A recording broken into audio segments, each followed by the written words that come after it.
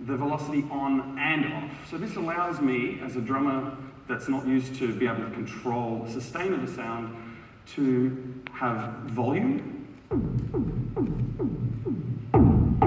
and length, but also the release time.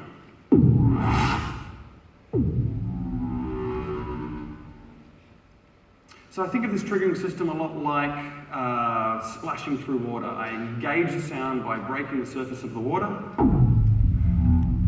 That sound can remain on as long as I wish, and then I can manipulate that with different parameters. So I can filter the sound or pan the sound.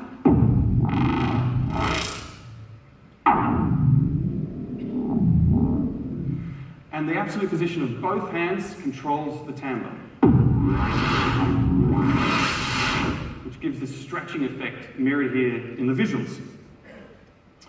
Our goal is always to make expressive and transparent audio-visual gestural performances, to harmonize the music with the movement and the visuals in real time, to enable the performer to connect with the audience and improvise with other musicians or performers.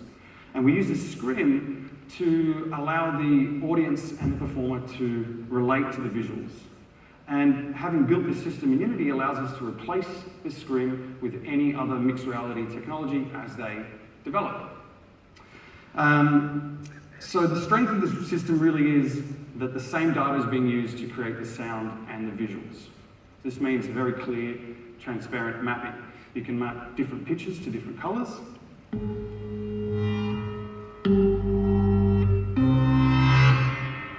Or noisy sounds to noisy visuals.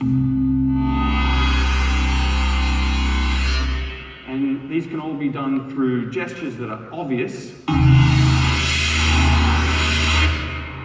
or not so obvious.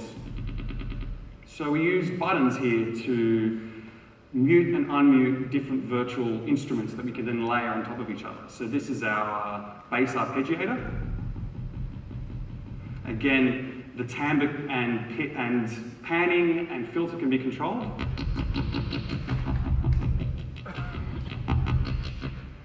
But what's different about this one is we can tune the instrument as well. So something we've been working on a lot to get away from the computer. So I can change the tempo with this hand and then lock in a new tempo. And obviously I have audio and visual feedback for that as I tune. I can change the pitch and the sequence.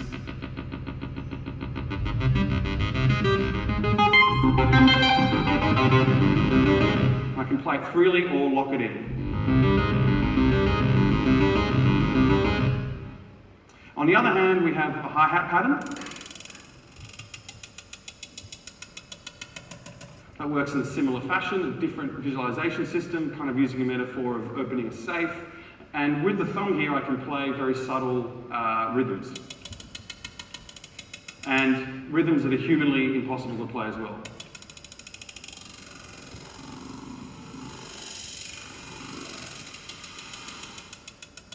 And as you can see, it takes 12 ticks for this hi-hat to go around a full circle. That sets us up for our looping system. So I can bring that up.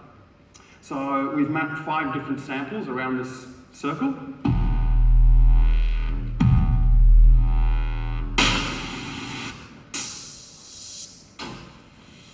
And using the time of the hi-hat, we can then loop a 12 beat bar over that. I can press the record button.